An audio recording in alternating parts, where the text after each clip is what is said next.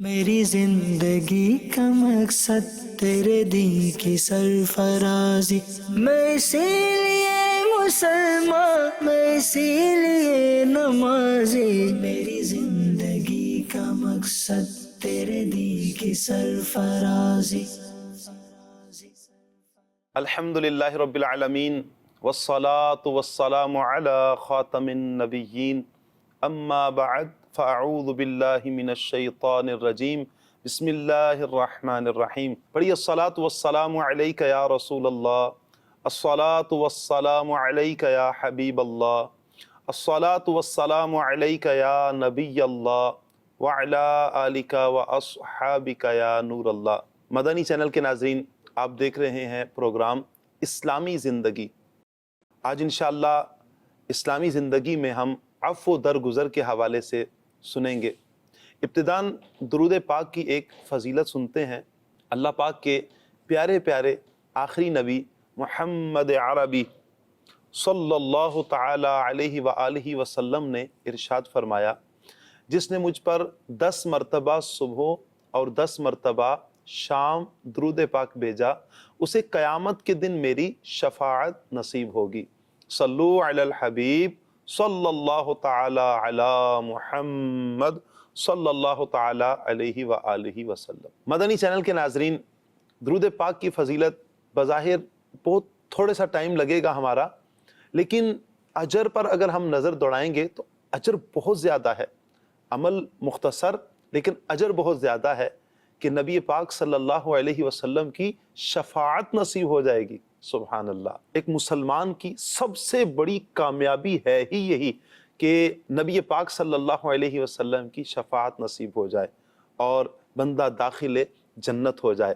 اس کے لیے پیارے اسلامی بھائیوں، میں بھی آپ بھی مل کر ہم نیت کرتے ہیں کہ انشاءاللہ نبی پاک صلی اللہ علیہ وآلہ وسلم پر صبح و شام درود پاک بھیجا کریں گے۔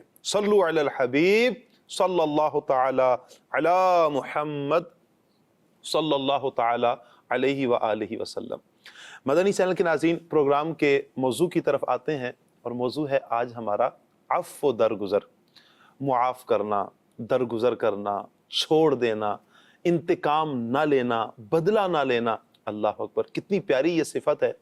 اگر میں اور آپ ہم غور کریں، اور بالخصوص جو ہمارے اسپیشل اسلامی بھائی اسلامی بہنیں ہیں، اگر یہ بھی غور کریں اور عفو درگزر سے کام لیں تو ہمارا معاشرہ کس قدر امن کا گہوارہ ہو جائے، ہمارے ہاں کتنی خوشیاں آ جائیں، ہر طرف مسکراہٹیں ہوں، امن کے بسیرے ہوں، سکون ہو جائے، لڑائی جھگڑے نہیں ہوں گے، فساد نہیں ہوگا، اور جو قتل و غارت گری کا بازار گرم ہوتا ہے، ناچاکیاں ہوتی ہیں، الامان الامان، طلاقیں ہو جاتی ہیں، نہ جانے کیا کچھ ہوتا ہے، یہ سب کچھ ختم ہو جائے گا۔ کب؟ کہ جب ہم عفو درگزر سے کام لیں گے، ہم معافی سے کام لیں گے۔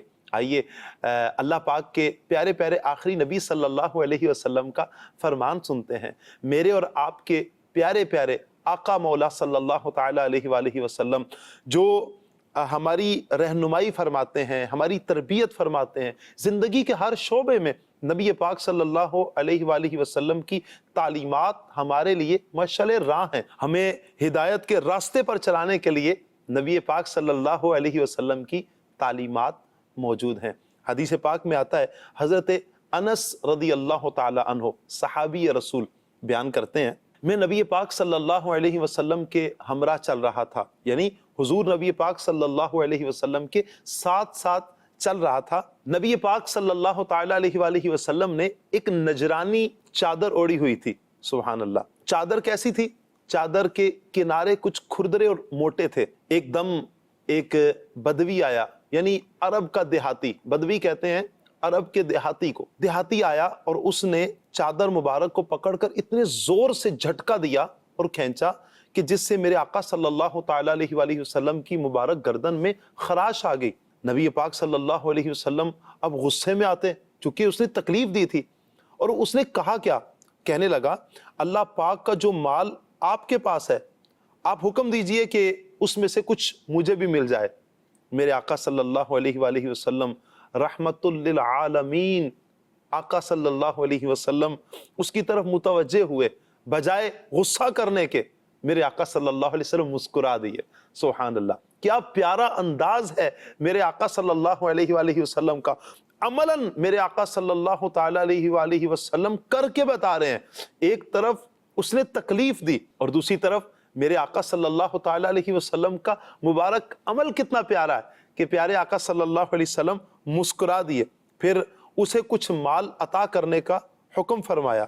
یہ ہے میرے آقا صلی اللہ علیہ وسلم کا انداز کریمانہ کہ ایک طرف تکلیف پہنچ رہی ہے, دکھ دینے والے, درد دینے والے, تکلیف پہنچانے والے, لیکن کیا میرے آقا صلی اللہ علیہ وسلم نے بدلے میں تکلیف پہنچائی؟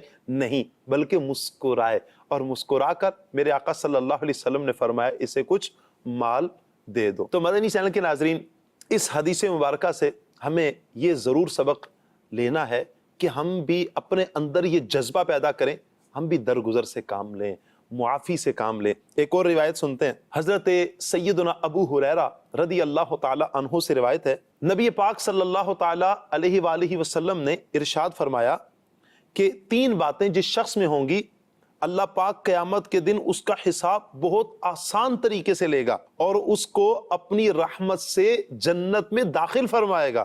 سبحان اللہ. صحابہ اکرام علیہم رضوان نے عرض کی, یا رسول اللہ صلی اللہ علیہ وسلم وہ 3 باتیں کون سی ہیں؟ پیارے آقا صلی اللہ علیہ وسلم نے فرمایا, نمبر 1, جو تمہیں محروم کرے تم اسے عطا کرو. سبحان اللہ. یہ ایک پیارے آقا صلی اللہ علیہ وسلم کا انداز دیکھیے کہ کس طرح میرے آقا صلی اللہ علیہ وسلم یوں کہیں کہ معاشرہ جو بنایا جاتا ہے, افراد جو تیار کیے جاتے ہیں اور معاشرے میں جو امن کو قائم کیا جاتا ہے, یہ ہے میرے آقا صلی اللہ تعالی علیہ وسلم کی تربیت. یہ ہے ہمارے پیارے پیارے دین اسلام کی تربیت. پیارے آقا صلی اللہ علیہ وسلم کیا فرما رہے ہیں کہ جو تمہیں محروم کرے, نہ دے, تم اسے عطا کرو. نمبر 2, جو تم سے قطع تعلق کرے, یعنی تعلق, ناتا, رشتہ جو تم سے توڑے, میرے آقا صلی اللہ علیہ وسلم فرماتے تم اس سے ملاپ کرو, تم اسے تعلق جوڑو, تم اس سے رشتہ جوڑو. سبحان اللہ. ایک بزرگ تھے بابا فرید رحمت اللہ تعالی علیہ, آپ سے کسی نے عرض کی کہ حضور کینچی درکار ہے. آپ رحمت اللہ علیہ نے فرمایا مجھ سے کینچی نہیں مانگو بلکہ مجھ سے سوئی دھاگا مانگو. کہا کیوں؟ کہا اس لیے میں کاٹنے کے لیے نہیں آیا, جوڑنے کے لیے آیا ہوں. سبحان اللہ. یہ ہے ہمارے اسلاف کا انداز کہ جوڑنا, ایک جو مسلمانوں کے درمیان بھائی چارگی ہے, اخوت ہے, محبت کا ایک رشتہ ہے, اس کو قائم رکھا جائے. یہ نبی پاک صلی اللہ تعالی علیہ وسلم کی تعلیمات میں سے ہے کہ جو تم سے قطع تعلق کرے تم اس سے ملاپ کرو, جو تم سے ناتا رشتہ توڑتا ہے تم اس سے رشتہ جوڑو. تیسری بات, میرے آقا صلی اللہ تعالی علیہ وسلم نے فرمایا جو تم پر ظلم کرے تم اسے معاف کر دو. سبحان اللہ. اللہ پاک کرے کہ ہم بھی ان 3 باتوں پر عمل کرنے والے ہو جائیں, اور یہ 3 باتیں جو عمل ان پر کرے گا میرے آقا صلی اللہ تعالی علیہ وسلم کے فرمان کے مطابق اللہ پاک قیامت کے دن اس کا جلد حساب, آسان حساب لے گا, اور دوسرا اللہ پاک اپنی رحمت سے اسے جنت میں داخل فرما دے گا. ایک اور روایت سنتے ہیں. نبی پاک صلی اللہ تعالی علیہ وسلم نے ارشاد فرمایا صدقہ دینے سے مال کم نہیں ہوتا, اور بندہ کسی کا قصور معاف کرے اللہ پاک معاف کرنے والے کی عزت ہی بڑھاتا ہے. سبحان اللہ. اور جو اللہ کے لیے تواضع یعنی عاجزی اختیار کرے گا اللہ اسے بلند فرمائے گا. مدنی چینل کے ناظرین, ہم میں سے کوئی بھی یہ نہیں چاہے گا کہ سر عام اس کو ذلیل کیا جائے, بے عزت کیا جائے. کم سے کم اتنا ہوگا کہ خیال رکھا جائے, عزت کی جائے. تو اس روایت کو سامنے رکھیے اور عمل کریں. دیکھیے گا اللہ پاک انشاءاللہ بلندیاں بھی عطا فرمائے گا اور اللہ پاک عزتیں بھی عطا فرمائے گا. اللہ پاک کے پیارے پیارے نبی حضرت سیدنا موسیٰ کلیم اللہ علیہ الصلاۃ والسلام اللہ پاک کی بارگاہ میں عرض کرتے ہیں یا اللہ کون سا بندہ تیرے نزدیک عزت والا ہے؟ اللہ پاک نے ارشاد فرمایا جو بدلہ لینے کی قدرت رکھنے کے باوجود معاف کر دے. سبحان اللہ. پیارے اسلامی بھائیوں, ہمارے اسلاف انبیاء کرام, صحابہ کرام, اہل بیت اطہار, اولیاء کرام, ان کی زندگیاں بھری پڑی ہیں جن سے ہمیں یہ درس ملتا ہے. عفو درگزر، معاف کرنا، معاف کرنا، معاف کرنا۔ ان کی سیرت اگر ہم مطالعہ کرتے ہیں تو سیرت میں یہ پہلو ہمیں ملتا ہے، معاف کرنا۔ وہ خود بھی معاف کرنے والے اور آگے درس دینے والے بھی کہ معاف کیا جائے۔ ایک اور روایت سنتے ہیں، حضرت سیدنا انس رضی اللہ تعالی عنہ سے روایت ہے، نبی پاک صلی اللہ علیہ وسلم نے ارشاد فرمایا، قیامت کے روز اعلان کیا جائے گا، اللہ اکبر، اعلان کیا ہوگا؟ اعلان ہوگا کہ جس کا اجر اللہ پاک کے ذمہ کرم پر ہے وہ اٹھے اور جنت میں داخل ہو جائے۔ اب ہوگا یہ کہ پوچھا جائے گا کہ کس کے لیے اجر ہے، تو جس نے اعلان کیا ہوگا، منادی اعلان کرنے والا، وہ کہے گا ان کے لیے جو معاف کرنے والے ہیں، ان کے لیے اجر ہے، اور ان کا اجر اللہ پاک کے ذمہ کرم پر ہے۔ تو ہزاروں آدمی اس وقت میں کھڑے ہوں گے، بلا حساب جنت میں داخل ہو جائیں گے، کوئی حساب نہیں ہوگا۔ آپ تصور کیجئے پیارے اسلامی بھائیوں، مدنی چینل کے ناظرین، کہ 50,000 سال کا طویل ترین دن، سورج آگ برسا رہا، لوگ پسینے میں ڈوب رہے ہیں، درد میں، کرب میں، تکلیف میں لوگ ہوں گے، 50,000 سال کا طویل ترین دن، کتنا مشکل دن ہوگا۔ اور اس عالم میں حساب کتاب کا سلسلہ یہ ایک الگ ٹاپک ہے، کیسا حساب ہوگا، اللہ اکبر۔ اس مشکل گھڑیوں میں فرمایا جائے گا کہ اٹھو اور جنت میں داخل ہو جاؤ۔ ہزاروں افراد اٹھیں گے، وہ کہ جو معاف کرنے والے تھے، وہ جو درگزر کرنے والے تھے، وہ جو اپنے مسلمان بھائیوں سے غلطیوں پر پوچھ گچھ نہیں بلکہ معاف کرنے والے، چھوڑ دینے والے، درگزر کرنے والے، وہ اٹھیں گے، بلا حساب جنت میں داخل ہو جائیں گے۔ سبحان اللہ۔ پیارے پیارے اسلامی بھائیوں، دعوت اسلامی کے اشاعتی ادارے مکتبۃ المدینہ کی کتاب سیرت مصطفیٰ صفحہ نمبر 437 پر 8 ہجری میں یہ ایک واقعہ لکھا ہوا ہے۔ جب فتح مکہ ہوا تو نبی پاک صلی اللہ علیہ وآلہ وسلم شہنشاہ اسلام کی حیثیت سے حرم الہی میں پہلا دربار عام منعقد فرمایا، جس میں افواج اسلام کے علاوہ ہزاروں کی تعداد میں وہ لوگ کہ جو اسلام کے دشمن تھے، ان کا ہجوم تھا۔ اس شہنشاہی خطبے میں نبی پاک صلی اللہ علیہ وسلم نے صرف اہل مکہ سے نہیں بلکہ تمام لوگوں سے خطاب فرمایا۔ اس کے بعد نبی پاک صلی اللہ علیہ وسلم نے اس ہزاروں کے مجمع میں ایک گہری نگاہ ڈالی، میرے آقا صلی اللہ علیہ وسلم نے سب کی طرف گہری نگاہ ڈالی، اللہ اکبر۔ تو دیکھا کہ سرداران قریش کے کسی دور میں جن کی توتی بولتی تھی، جن کا ایک شورا تھا، ان کے تکبر، ان کا جو جلال تھا، ان کا جو مارنا تھا، ظلم کرنا تھا، زیادتیاں کرنا تھا، آج وہی سرداران قریش سر جھکائے کھڑے ہیں، نگاہیں نیچی کیے، لرزاں و ترساں کھڑے ہیں۔ ان ظالموں اور جفاکاروں میں وہ لوگ بھی تھے کہ جنہوں نے میرے آقا صلی اللہ تعالی علیہ وآلہ وسلم کے راستوں میں کانٹے بچھائے، اللہ کی پناہ۔ وہ لوگ بھی تھے جو بارہا پیارے آقا صلی اللہ علیہ وآلہ وسلم پر پتھروں کی بارش کر چکے تھے۔ وہ خونخوار بھی تھے جنہوں نے بار بار میرے آقا صلی اللہ تعالی علیہ وآلہ وسلم پر قاتلانہ حملے کیے۔ وہ بے رحم اور بے درد بھی تھے جنہوں نے میرے آقا صلی اللہ علیہ وسلم کے دندان مبارک کے ایک حصے کو شہید کیا، اللہ اکبر، اور میرے آقا صلی اللہ علیہ وسلم کا مبارک چہرہ لہو لہان کر دیا۔ وہ ظالم لوگ بھی وہاں پر کھڑے ہیں، اور وہ اوباش بھی کھڑے تھے جو برسا برس تک اپنی بہتان تراشیوں اور شرمناک گالیوں کی وجہ سے میرے آقا صلی اللہ علیہ وسلم کے قلب مبارک کو زخمی کرتے۔ وہ صفاق اور درندہ صفت بھی وہاں پر موجود تھے جو آپ صلی اللہ تعالی علیہ وسلم کے گلے میں چادر کو ڈال کر کھینچا کرتے تھے، تکلیف دیا کرتے تھے، گلا گھونٹا کرتے تھے، اور وہ آپ صلی اللہ علیہ وسلم کے خون کے پیاسے بھی تھے جن کی پیاس خون نبوت کے سوا کسی چیز سے نہیں بجھ سکتی تھی۔ وہ افراد بھی وہاں پر کھڑے ہوئے تھے۔ وہ جفاکار اور خونخوار بھی تھے کہ جن کے جارحانہ حملوں اور ظالمانہ یلغار سے بار بار مدینہ پاک کے در و دیوار دہل چکے تھے۔